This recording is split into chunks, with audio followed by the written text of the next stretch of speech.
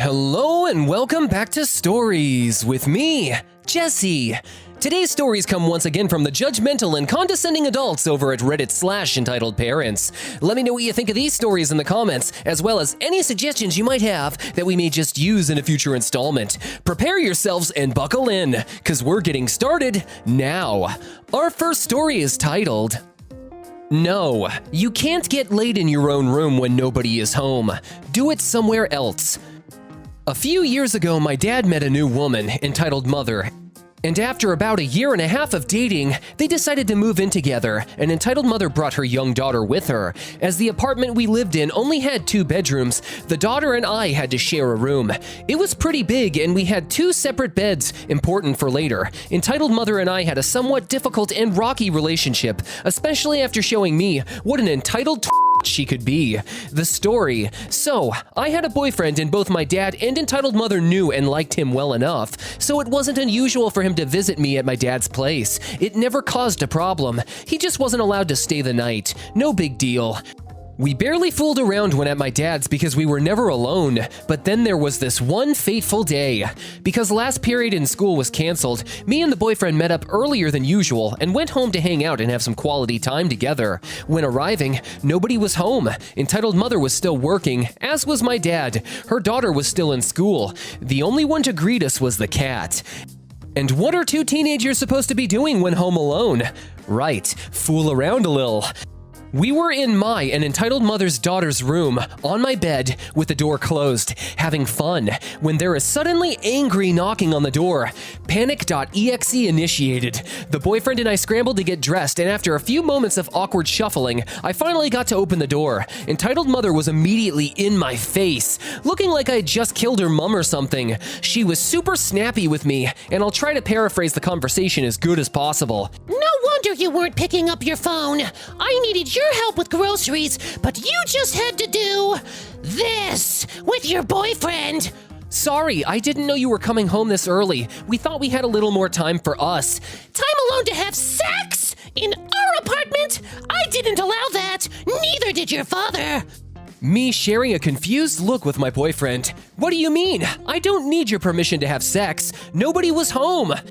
You aren't supposed to have sex in this apartment at all. If you want to do this, go to your mother. I don't want my daughter to walk in on something like that.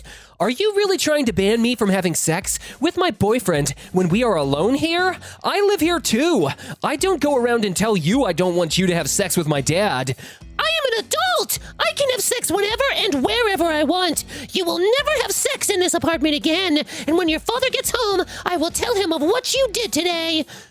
Even though I knew she was acting cray-cray, I was kinda nervous about her telling my dad. I am his youngest daughter. He was always extra protective of me, and I didn't really want to get in trouble. But on the other hand, I knew he couldn't prevent me from having sex, so he just made sure to talk to me about protection. So, after sharing another quick glance with my boyfriend, I decided to just wait it out. A few hours later, my dad came home, tired and grumpy after a long day at work. My boyfriend and I were sitting in the living room, watching TV, while entitled Mother was making dinner. As soon as she heard the door, she was in my dad's face, telling him about his naughty daughter, daring to have sex in his apartment, risking that her precious little angel could witness something so filthy. My dad just stood there, wearing his blank face as if his soul just descended to another realm, and listened to her rant. When she was finally done, my dad turned to me and the entitled boyfriend.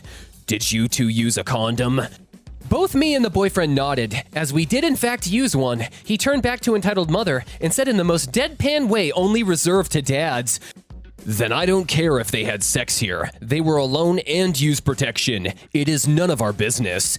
Entitled Mother went pale as a ghost, and it took her a few moments to gather her wits again. But you have to do something about that. She can't just have sex here. What if my daughter sees it? My dad just sighed and rubbed his hand over his face.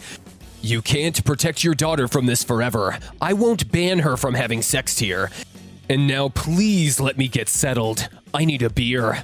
My dad then just went past her, got a beer, and claimed his spot on the couch, while entitled Mother just stood there, opening and closing her mouth like a fish out of water. She then met my gaze, and I couldn't keep the smug grin off of my face. She huffed angrily and stormed back into the kitchen. Safe to say Dad received an extra big hug after that. So yeah, that was my story. I hope you enjoyed it. Wow, what a cool dad for trusting you and not really wanting to appease the entitled mother in the slightest. He honestly sounded more worried about enjoying a cold one over freaking out on you, and I think it's great you two share that kind of trust. Hopefully this will encourage your entitled mother to back off a bit. Moving on, our next story is called Entitled Kid Kills My Pet Pig, and Mom Kicks His Entitled Family Out of the Apartment. This happened when I was 12 or 13. I had a pet pig who was very, very pink and small, and I named him after a popular pork-flavored snack in the Philippines called Marty's Cracklins. So I named him Marty, and he is very adorable and is only a baby pig at the time. He also had no other pigs to call family. I also taught him a lot of tricks. I kept him in a large cage just outside my room's window. I always took care of him, feeding him, cleaning his cage, and washing him, and always singing him my favorite song, Ang Huling El Bimbo, whenever I got a chance. One day, while I was washing Marty's cage while Marty stood patiently beside me, I hear new voices in a small truck park in front of the empty apartment that my parents put up so other people could rent it. The truck stopped, and my parents walked over to greet the people. They seemed nice at first. As soon as the truck stopped, two kids, one boy around my age and a girl who was about 7, stepped out and looked around for a bit. They walked by me and saw Marty.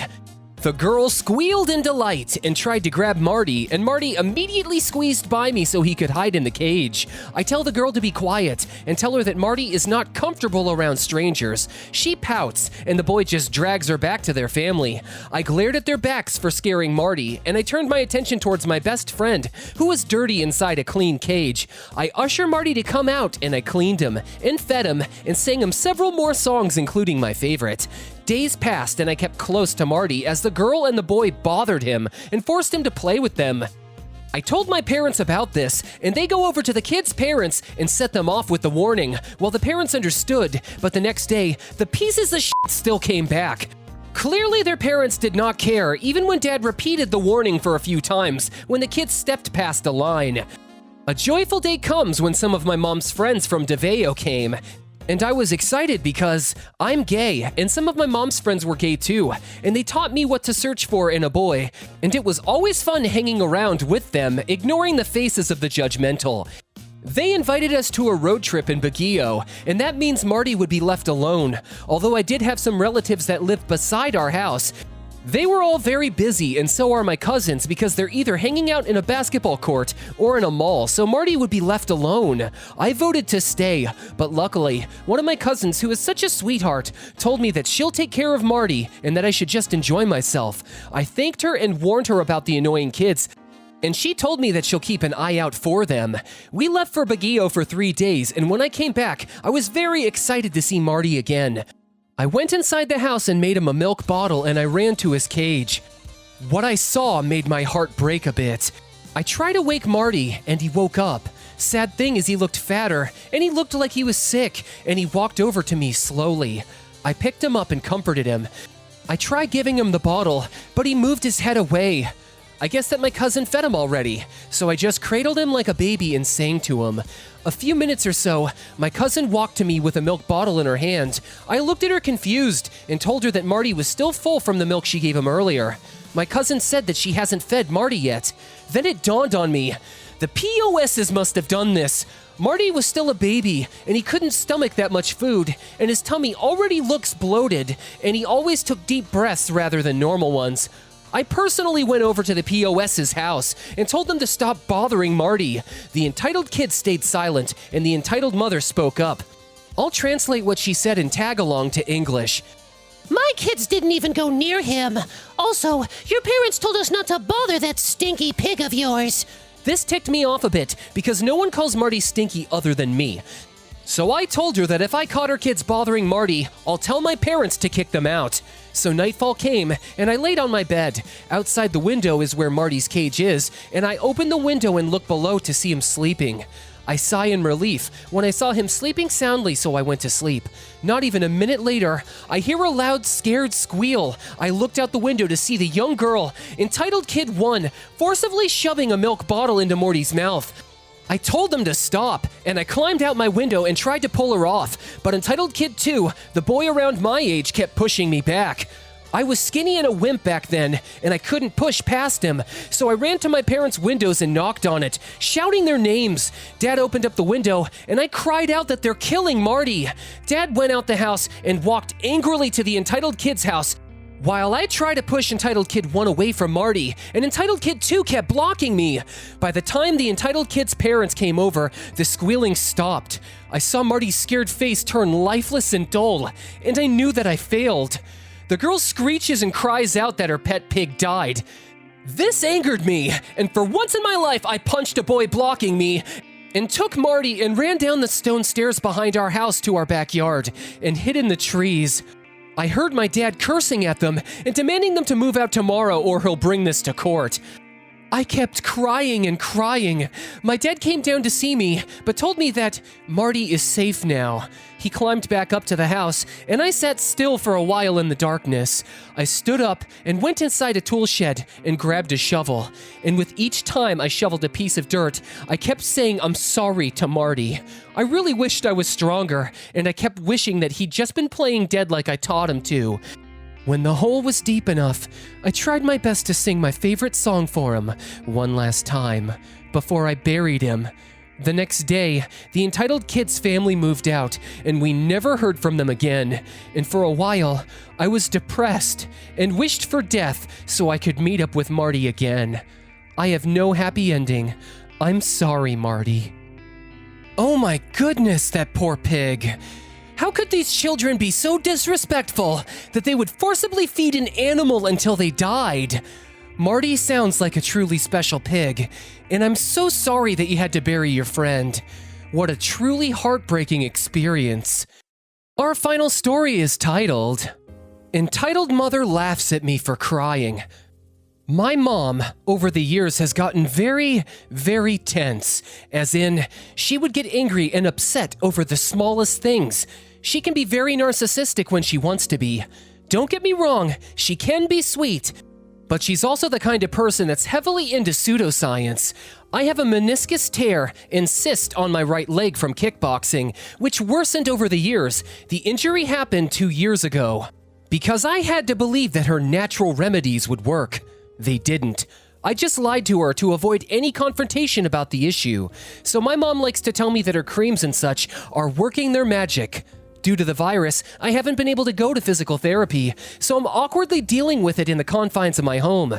She has also tried to stop me from going to the hospital many times. I almost died when I was 4 due to some serious fever or infection, and I was vomiting constantly for weeks. My mom said, "It's just an infection. She'll get over it." It took me vomiting about 14 times in one day for my mom to finally let me see a doctor. Nowadays, I have to hide my medication from her whenever I get injuries or a sickness, and it's exhausting.